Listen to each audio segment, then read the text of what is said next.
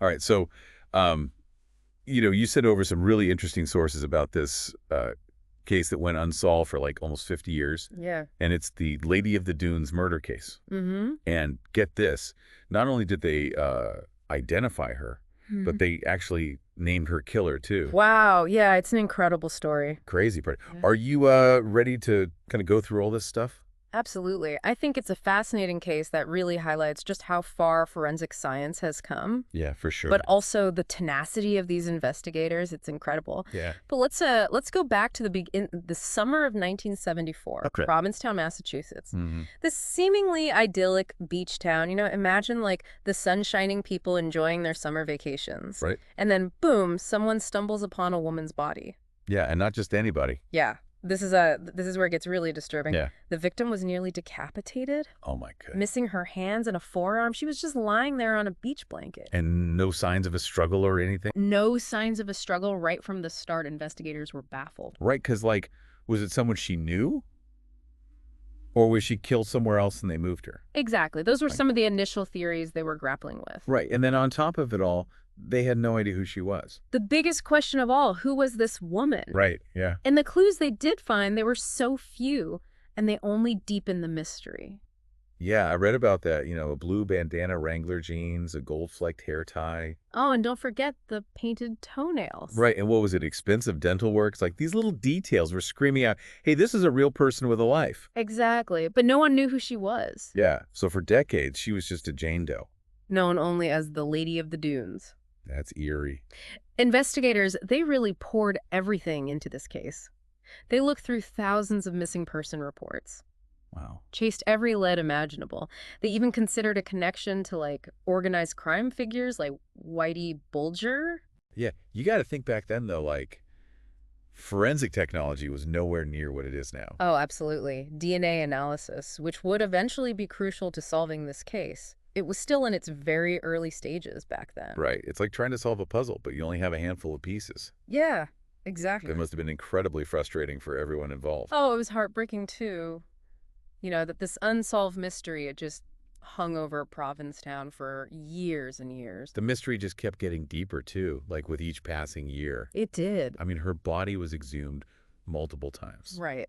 In 1980, 2000, and then again in 2013. It shows you just how determined they were. Mhm. Each time they were hoping that new technology would finally give them the answers they needed. Right. But for a long time, it seemed like the Lady of the Dunes would just remain this unsolved enigma. It really did. Okay, but before we get to the big break in the case, we have to talk about this one theory. Oh, yeah. The one about the Jaws extra. Right. Tell me you're at least a little bit intrigued by that. Oh, of course. It's such a captivating example of how pop culture can sometimes intersect with true crime. Right. You see author Joe Hill, Stephen King's son, he was watching Jaws, and he noticed a woman in the background of one of the scenes. Huh? And she looked a lot like the victim, and she was even wearing similar clothing. It's so crazy. Yeah. And then to add to it, Jaws was filmed near Provincetown. At the same time as the murder, right? Or around the same time. Yeah, what are the odds? It's wild. Did a Hollywood extra end up as a victim in this real-life mystery? It's a crazy theory. It is, but a lot of the investigators, they weren't totally convinced. Yeah. It was an interesting possibility, but ultimately it didn't lead to any concrete evidence. Right, but even without that Hollywood connection, Yeah. the case was already captivating. Oh, absolutely. And then finally in 2022, boom, major breakthrough. After decades of waiting, science provided the missing piece of the puzzle. Yeah, that's amazing. Advancements in DNA technology, along with the incredible work of forensic genealogists, they were able to extract a DNA profile from the victim's remains and compare it to these genealogical databases. It's like they opened up this whole new world of possibilities. Yes. It's like those ancestry websites, but on a much more advanced level, Yeah, right? precisely. They tracked down distant relatives, built out a family tree, all using DNA as their guide. Wow. So after all those years, a name finally emerged. Ruth Marie Terry. Just hearing her name spoken after all that time. I know, it's incredible, right? Yeah, it must have been such a powerful moment for everyone involved. It was a testament to the power of hope, the belief that even the coldest of cases can be solved. Yeah, and with Ruth finally identified, investigators could finally start to piece together her life. Yes. And most importantly, figure out who was responsible for her death. Absolutely. And that discovery led them to someone Ruth knew very well. Oh, really? Her own husband, Her husband. a man named Guy Rockwell Moldavan. Okay, so we're talking about a husband with a secret. More than a secret, a dark past. All right, let's unpack this. What did they find out about this guy, Rockwell Moldavan? Well, Moldavan's life, it was like this tangled web of deceit and disappearances. It's really like something out of a true crime novel, Oh, wow. full of twists and turns, aliases, unsolved mysteries. Okay, so where do we even begin with this guy? I read in one of the sources that he was an aspiring actor at one point. Yeah, that's right. Back in the 1940s, he was studying at the American Academy of Dramatic Arts in New York City. Wow, fancy. Yeah, and he even got married during this time. Okay. But like many of his future relationships, it ended in divorce. Oh, so maybe he was a bit of a rolling stone chasing his dreams in the Big Apple. Yeah, could be. But things take a darker turn in 1960. Oh, no. By then, he had moved to Seattle and was working as a disc jockey. Okay. And he got married again, this time to a woman named Manzanita. Manzanita. Yeah, and she had a daughter from a previous relationship. Okay. And then both Manzanita and her daughter vanished. Wait, both of them just gone. Without a trace. It's not a coincidence. No, it's not. An investigator suspected foul play right from the start. Right. And the investigation, it led them to a gruesome discovery.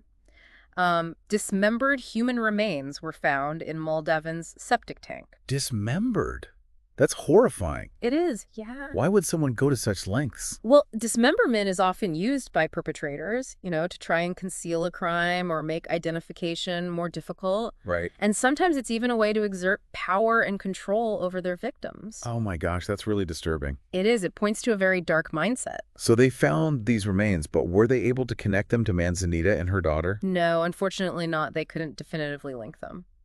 That must have been so frustrating for investigators. Oh, it was, and devastating for anyone who knew these women. Of course. It was a major setback for the investigation. They couldn't charge Moldavan at the time. Even though they found those remains. Yeah, there wasn't enough evidence, but it definitely planted a seed of suspicion that would linger for years to come. Right. Right. So what happened after that? Did he just go on with his life like nothing happened? Well, not exactly.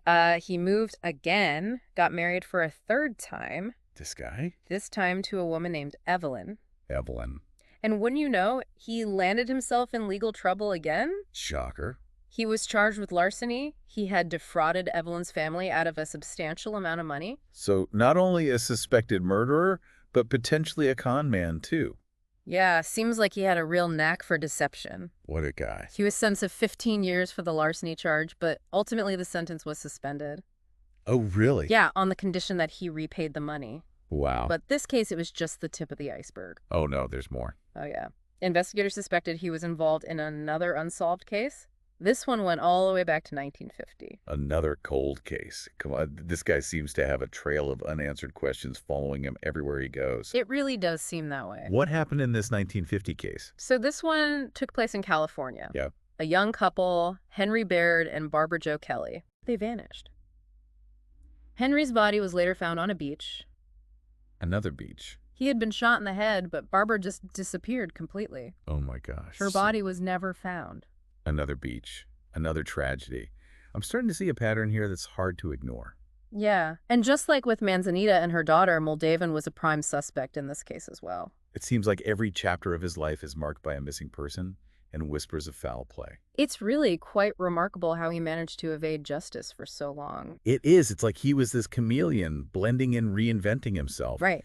Actor, disc jockey, con man, and now potentially a serial killer. And remember, we're talking about a time when forensic science wasn't as advanced as it is today. Right. There was no DNA testing to connect the dots, no national databases to track his movements. So it was easier to slip through the cracks. Much easier. So we have this picture of Moldavan as this man shrouded in mystery, suspected of multiple crimes, Right. but never definitively linked to any of them. Until decades later, when the Lady of the Dunes is identified as his wife, Ruth Marie Terry. It's like all roads lead back to him. It really is. It's a crazy story.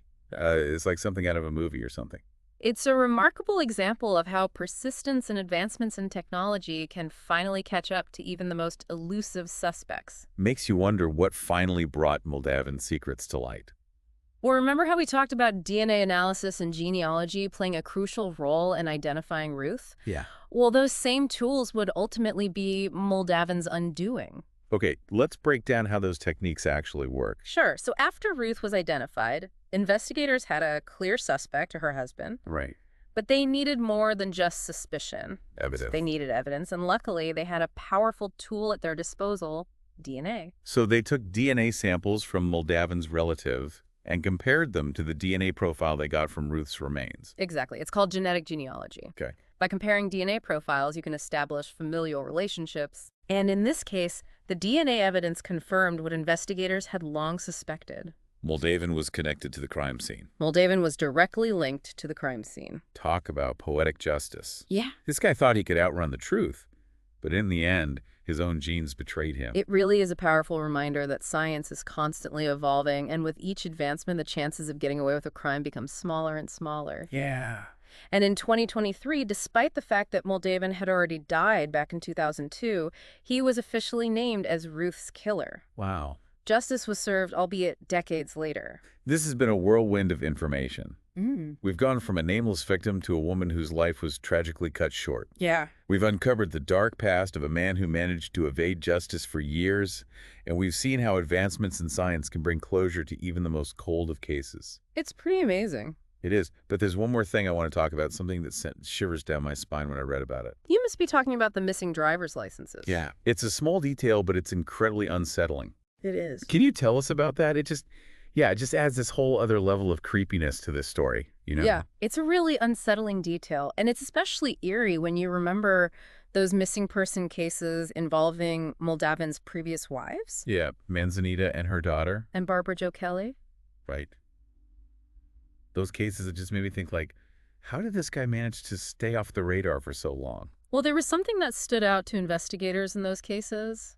Something that seemed almost ritualistic. Really? After those women disappeared, their driver's licenses went missing too. He kept their driver's licenses. Like, are you serious? It's a chilling thought, isn't it? Like he wanted to hold on to some kind of connection to them even after they were gone. Almost like a twisted souvenir or something. Yeah, a way to exert control maybe, or even like a macabre trophy. It's just so disturbing. And then to make it even creepier, when investigators identified Ruth and went through her things, Right.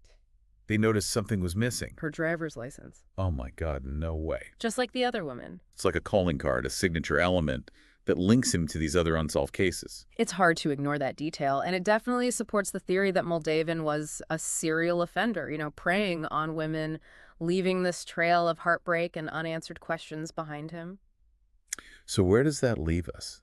I mean, we've gone so deep into this Lady of the Dunes case, and it's been a journey. It has. We started with this mystery on a beach, a woman without a name, Right. and we've uncovered this whole web of deceit, disappearances, Mm-hmm. a suspect with a really chilling past. And it highlights the importance of never giving up on the search for truth, no matter how much time has passed. Yeah, 50 years almost, Mm-hmm. and then they finally get justice for her. It's amazing. It's incredible. Yeah. So for our listener out there, what are the key takeaways from all of this? This case, it's a powerful reminder that even in a world where technology is constantly evolving, some things just remain timeless. Absolutely. The desire for justice, the importance of memory, and the resilience of the human spirit. It's a case that proves that the past is never truly buried. We often think of cold cases as these stories frozen in time, but sometimes all it takes is a fresh perspective. Right. A new scientific tool, or a group of really dedicated people to bring the truth to light. And the Lady of the Dunes, she finally has her name back, Ruth Marie Terry. Yeah. Her story, it's tragic, but it serves as a reminder that every life has value and every victim deserves justice. I agree. And while Guy Moldavan may have evaded earthly justice for decades, Mm-hmm. his secrets were eventually revealed, proving that the wheels of justice, that they may be slow, Right. but they do eventually turn. They do. And, the Lady of the Dunes case might be closed, but the effects of this story, they continue to spread. It's true. It's a case that reminds us that darkness can really lurk in unexpected places, Yeah. and that the pursuit of truth can be a journey that spans generations. Yeah, quite a story. So if you're fascinated by true crime forensic science or just the power of perseverance, Mm-hmm. this case is definitely worth exploring further. Uh-huh. Who knows what other mysteries are waiting to be unraveled? And what role will you play in bringing them to light?